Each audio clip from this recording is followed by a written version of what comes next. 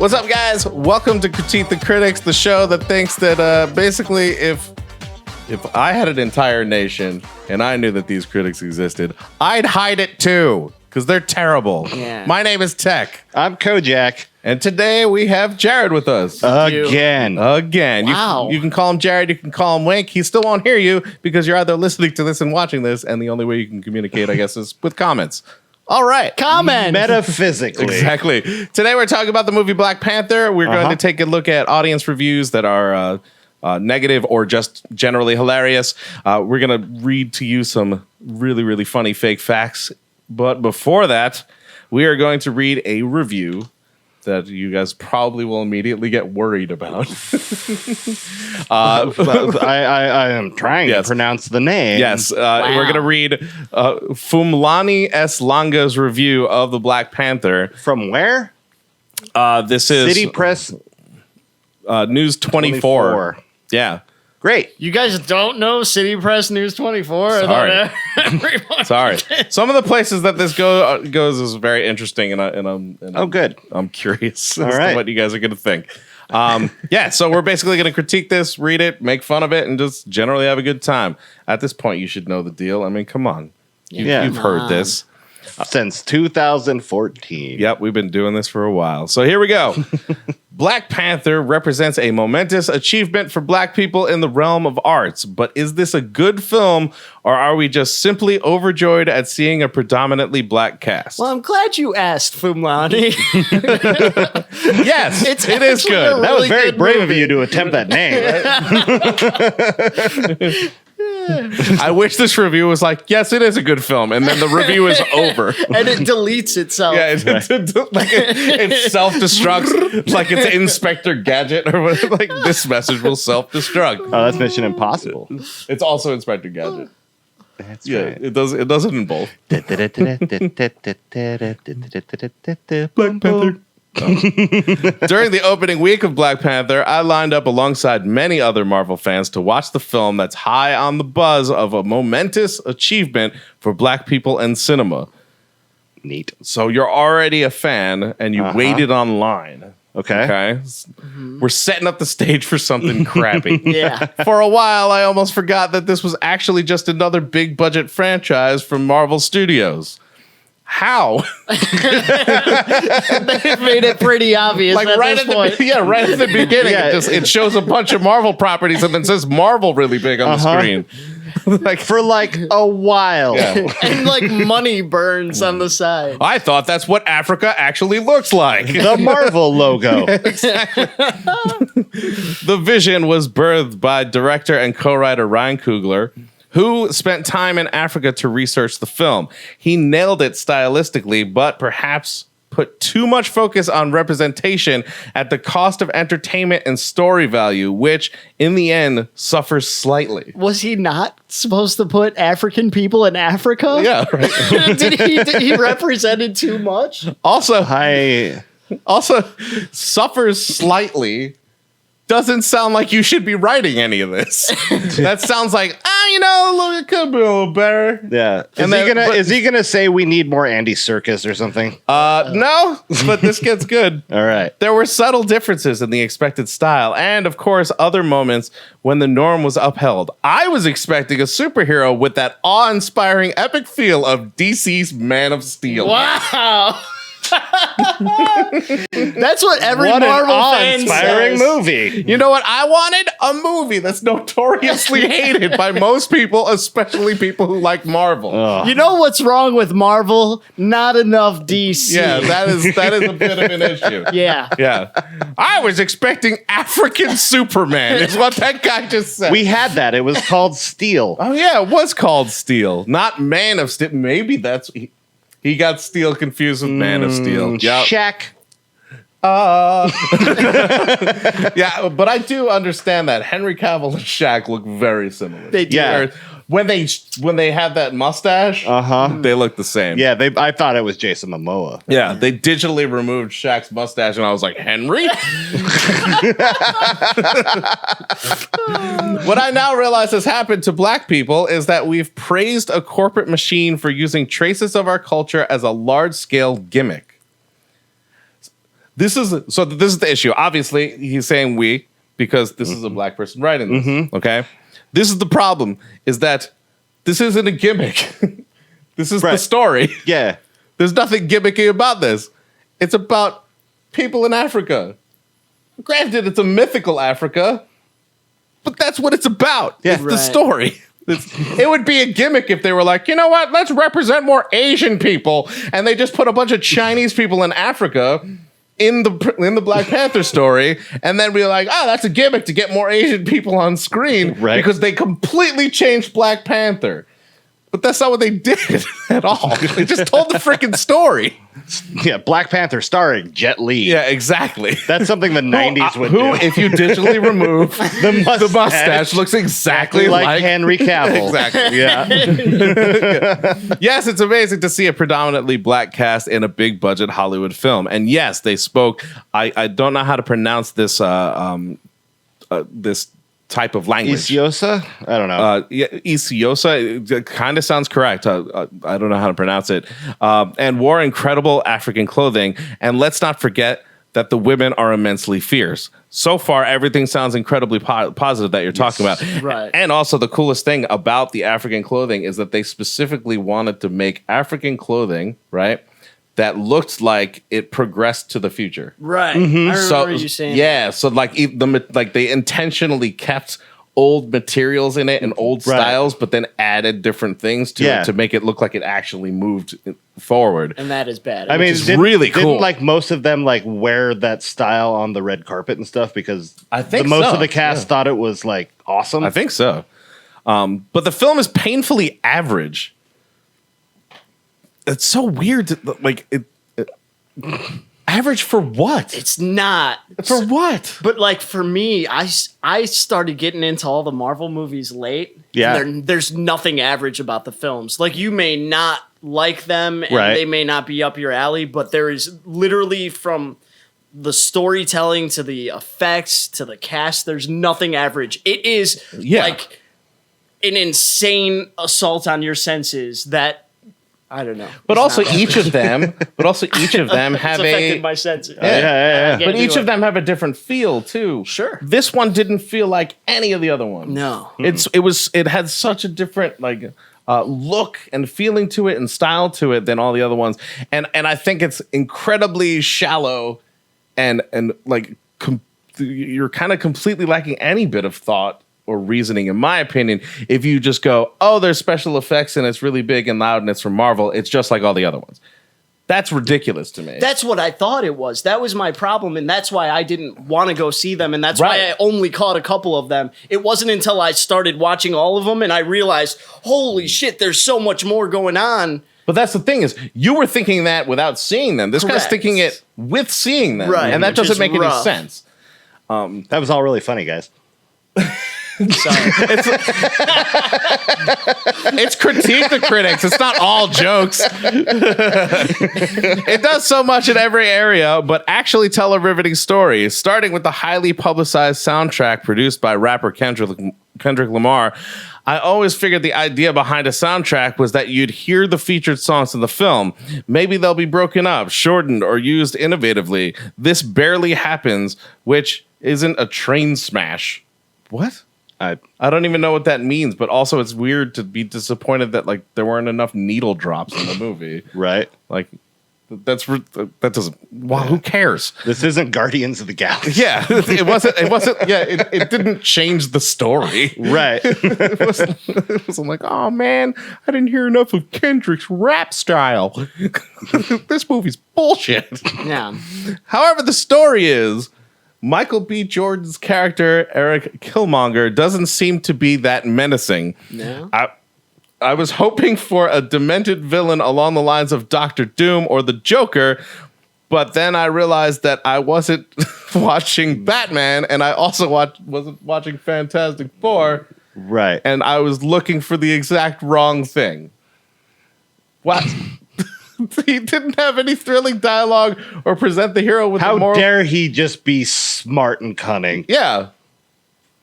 And also he was you could understand him. Yeah. You understood why he was doing what he was doing. Of course. Right.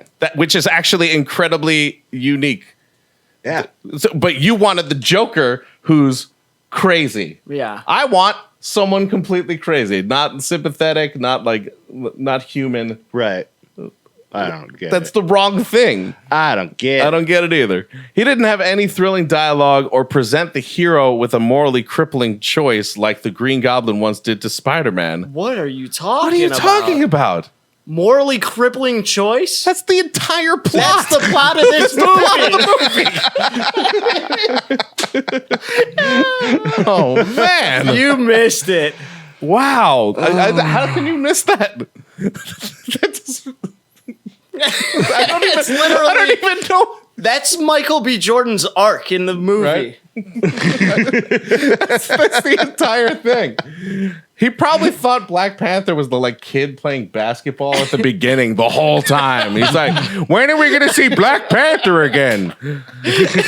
How come they showed him right at the... I hope he comes in at the end. And no, those were Black Pumas. The shoe. Wait, I know what's going to happen. He's going to show up at the end in his suit with the big S on it and the cape and everything, and he's going to save the day. And along with Dr. Doom and the Green Goblin. And Batman and Martha. Killmonger gets help to find Wakanda and then takes the throne of the greatest African state. But he does so alone. As is usually the case in films, the more militant leader dies, even though Vibranium saved the life of Martin Freeman's character, a white guy. Now you're mad that a white guy got saved? What? Just continue. Please. I know it's going to get worse. Please, I'm reading. You're already reading it? Looking at it. I'm seeing 4 words. Okay. They Malcolm X Killmonger. Thank you. That's not a verb. Wow. What do you mean that Malcolm... I actually know what he means.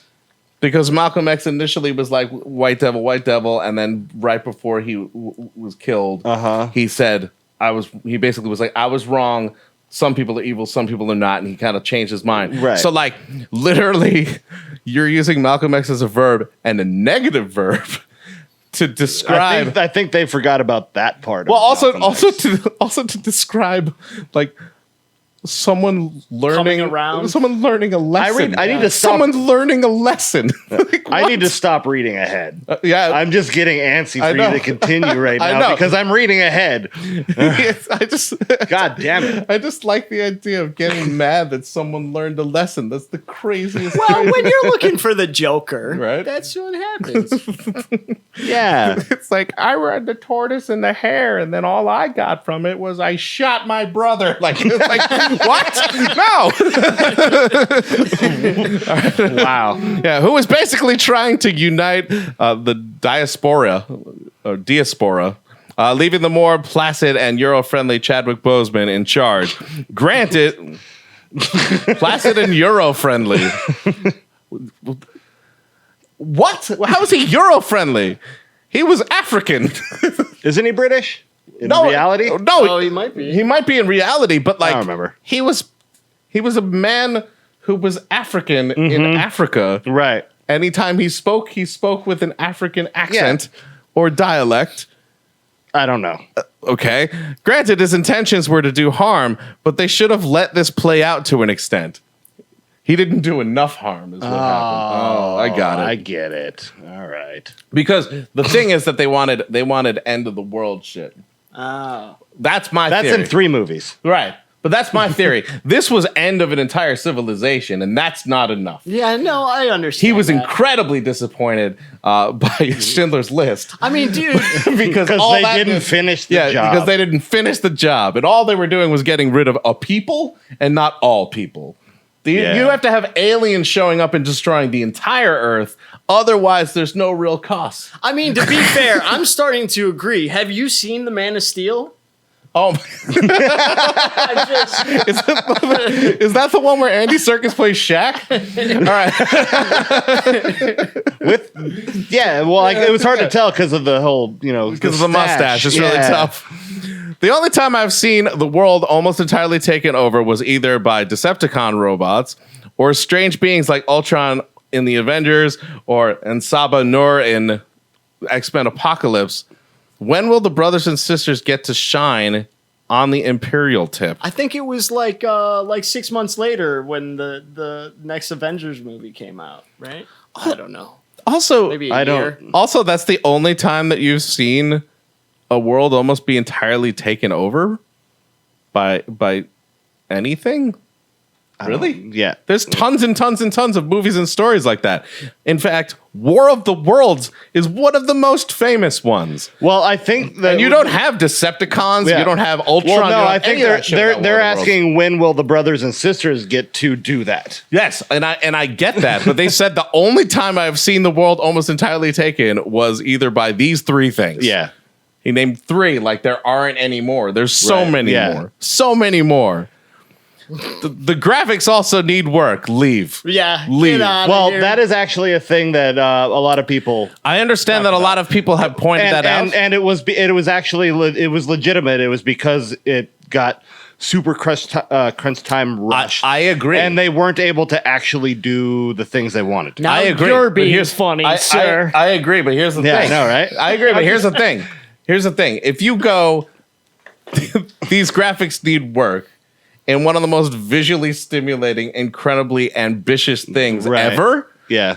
That's nonsense. That's absolute nonsense to me because they like you're nitpicking something that really has never been done before. So you shouldn't nitpick something that's never been done before. It was an incredibly ambitious movie visually.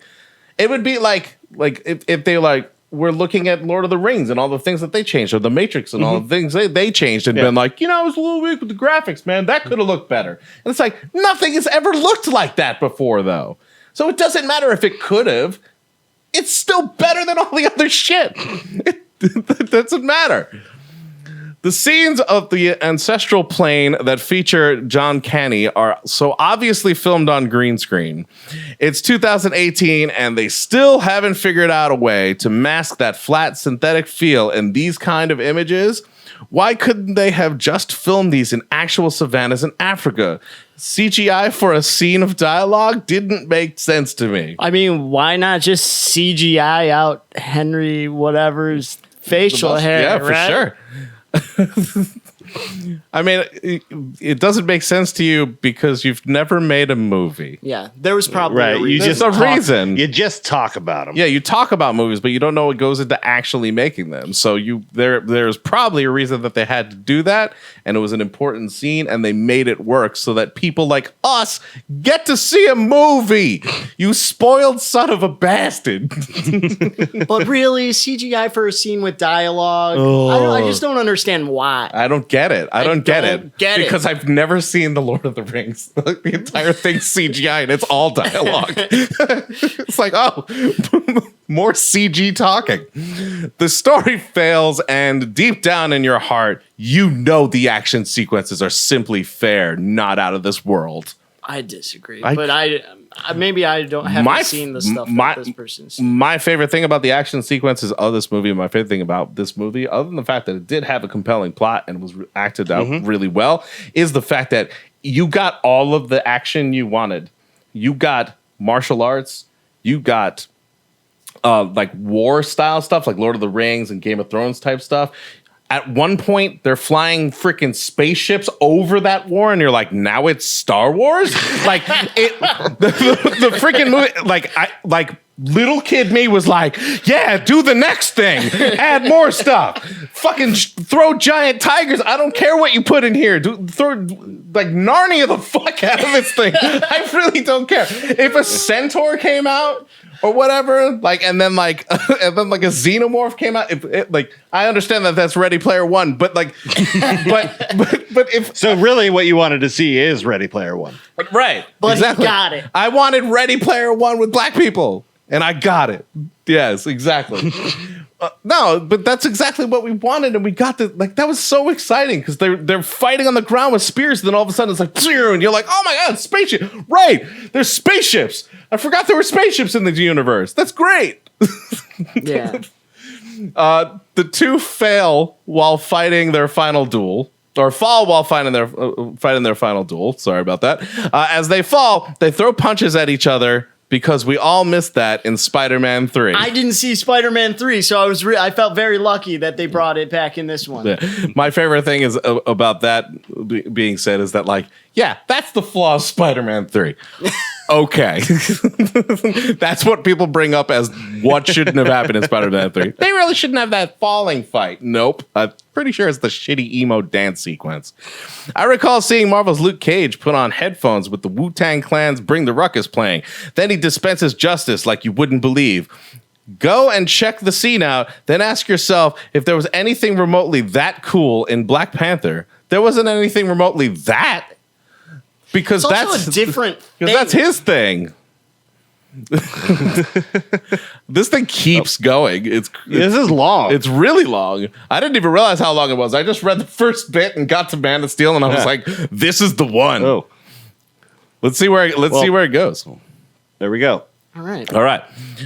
Black people have been craving this type of movie for a long time, and it was all rather festive at the packed cinema house. We fell for this gimmick hard. The film took in more than 16.8 million in the South African box office. Wow. Okay. With nearly 200,000 viewers during the opening weekend, making Black Panther the most successful Marvel film to hit our shores and a pivotal moment as far as a black representation in pop culture is concerned. So now we know where this article is Yes. Now we know where it's actually from. Mara, the story is lame. They used our culture as a draw card. I can say that the strongest element of the feature is the portrayal of Wakandan women, particularly the strongest Wakandan warrior Okoye, played by Danai Gurira. Seeing her throw her wig off and refer to it as ridiculous was the peak of the political subtext in this film. Really? That was political? Yeah, I understand why that would be political, but that's the peak of it? I mean, there's a lot of political subtext in this. Yeah. I did not enjoy seeing Angela Bassett and Forrest Whitaker being so underused in this feature. That budget should have rather been spent on fixing the green screen. Wait. They were underused? What budget? If they were underused... Oh, we're coming to the end. I don't know. If they were underused and you want them to use them more, then you'd have to pay them more. Well, no, they're saying since you wasted all that money when you weren't going to put them on screen, you could have just, since they're not going to be in the movie hardly at all, just get rid of them and spend the money on the green. Little did they realize that Disney money, they don't worry about that. Also, they're saying get rid of that scene entirely just because we didn't see enough of it? Yeah. Get rid of them entirely because we didn't see enough of them? Yeah. That's kind of weird to me. To just be like, to just completely dismiss characters and like what happened in the story and amazing actors just because like you didn't see enough of them. Right. Like, if there's not enough, get rid of it. You know? I mean, if I had like a small taste of something while I'm eating and I was like, this isn't enough, I mean, it would be after I finished it. Yeah. I wouldn't get rid of it and be like, well, don't even give it to me. Right. It's just don't believe the hype. Beyond our continent and culture being used as a backdrop, this did very little for me as a black person. It is literally the first black Marvel movie. Just the first black Marvel. Or literally just the first black Marvel movie. Sorry. See, that's the thing is that like it's just a really good Marvel movie. Right. That's the thing. I fully appreciate the fact that representation happened here, and I'm all for it, and I'm all for more of it. But like, this movie was freaking awesome, no matter what happened in it. Like, like how they did it or whatever. And I understand it's different for a black man or woman, and particularly if this person's from Africa, for them to see it. Mm-hmm. I get that. To be fair, they're not used to being pandered to like the rest of us by Disney. So now they're used to it. Yeah, exactly. That's really funny. Oh, man. I take it back. But I'm sure that there's lots of feelings that this person has that are all valid. They're feeling these things. Yeah. But also, I feel like I personally feel like it's a really good movie. Like, on all sorts of different levels, as far as just being like a really good movie, not just a really big budget, flashy movie. And it's super important to whatever they do in the future, because you can't just say it's literally just the first. It's the first. And what does that mean? Sure, they can do better, but they've started. And without having a first, you haven't started. And they started well. Right. They didn't start with a crappy movie. They started with something good. And now it's time for us to read you some incredibly true facts. Also, I'm lying. These are fake facts about Black Panther. Black Panther was at one time married to X-Men Storm, which is where the alcoholic beverage consisting of rum, ginger beer, and bitters gets the name Dark and Stormy. You might not know this, but Black Panther is a spin-off of The Jungle Book, according to Jon Favreau. As the king of Wakanda, the Black Panther is protected by a selected group of skilled female warriors who, with cutting-edge CGI, were all portrayed by Scarlett Johansson. And now's the time of the show when we look at audience reviews of people who hated this movie, or at least said something ridiculous about it. And then we laugh and we go, ha ha, that was stupid. Yeah, so we do it together. I'll start this one because it's super long. Okay. I really wanted to like this movie because first, I'm a huge Marvel Comics, Marvel Cinematic Universe fan. And second, I like the character of the Black Panther. The special effects were top-notch, as are most Marvel movies. The characters were well drawn out. The main actors were first rate. My problem was, without using closed captioning, I couldn't understand a single word of dialogue, including Martin Freeman, who was unfortunately forced to use an American accent when his British accent would have worked just as well. It's a visually breathtaking movie, and since it does directly tie into the Infinity War saga, it needs to be seen. I just think it could have been better.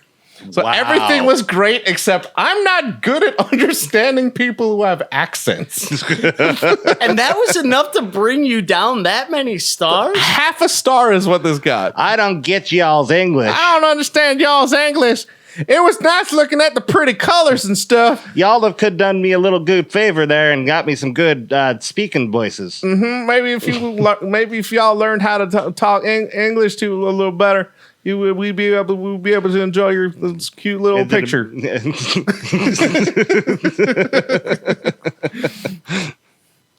Who's got this next one?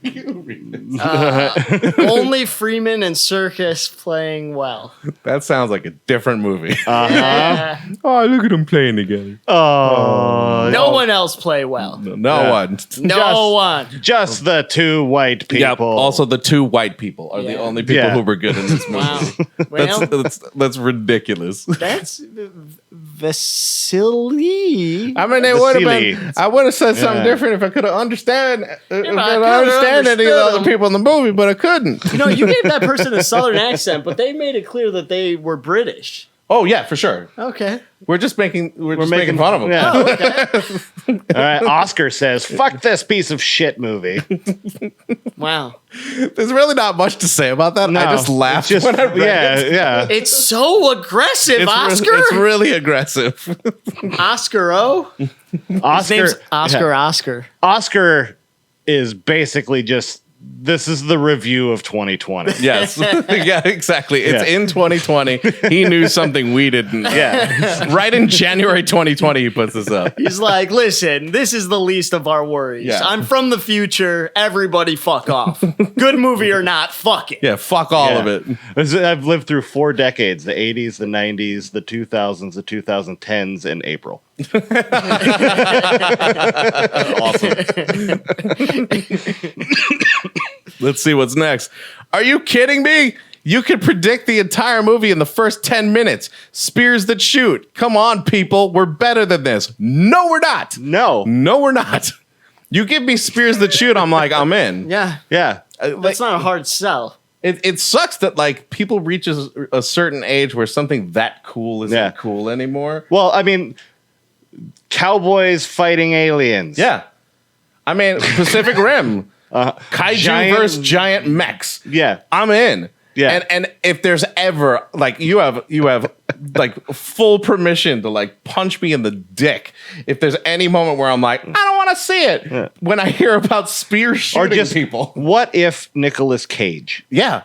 I'm in. It shouldn't be a hard thing to do. Like, I don't understand. Can we make that shirt? What if Nicolas Cage? What if Nicolas Cage? So you can deduce that Debbie is either born after 2000, so she's had spears that shoot her whole life, or she's born before 1950 and she's just sick of seeing them every time she brings her her son or grandson to the theater. Debbie's a Karen? Is that what you're saying? Yes. Why was everything else in this movie acceptable? Spears that shoot. That's ridiculous. Yeah. A suit that explodes, kind of. Right? There's so many other things. Yeah. But, right? A secret African community that no one knew about that's highly advanced is fine. But spears that shoot, come on. Dude, I totally want to challenge her. I want to find this woman and follow her into the next Marvel movie and then stop I thought you were just going to fight her. No, stop it 10 minutes in, and when she's like, I'm like, hey, do you think you could predict everything that happens in this movie? I would and she's like to know. Yes. I'm like, we're not starting it back up. All right, Debbie, what's going on? Go for it. Let's hear it. And if it includes shooting spears, I'm calling bullshit. If you deviate, we're done. We're done. Debbie. Yeah. You are in the gallows. In the gallows for Beheading. Sure. Sorry. You started this, Debbie. Yeah. We're just going along with you. If Debbie's that good at predicting things, Right. she has all the fucking masks and gloves. Yeah. Yes. Right? Exactly. Yeah. We'll put her in her Kia and send her home. Yes. Exactly. We have more than this, don't we? No, that's it. That was it? That was it. Oh, we went wow. through all of them. That was so fast Yeah. and fun. Yeah. Oh, man. Thank you guys so much for listening or watching, depending on where you are at. If you're listening to the podcast, Critique the Critics, thank you so much for checking it out. And feel free to subscribe so that you can find out when we put them out. We do all different kinds of movies. You can even, if there's a place to chat with us on social media, it's Boss Level 8, and you can even ask us for specific movies that you might want to see. And if you are on YouTube watching this as well, subscribe, comment, like, do all the stuff. You know what to do. Comment to us so we don't feel so lonely. Yeah, we've been crying. In these quarantine days, the only contact we get with you is the comment section. Wow. Right? We've been holding each other for warmth, which is weird because, like, LA is someone cold didn't buy right all now. the warm. Yeah, no. But he would if he could. Yep. And then mark it up. Super high prices. Exactly. And then not give it to Michigan. Well, once again, thank you guys so much. We really appreciate you. And until we see you next time, geek out and game on. Bye.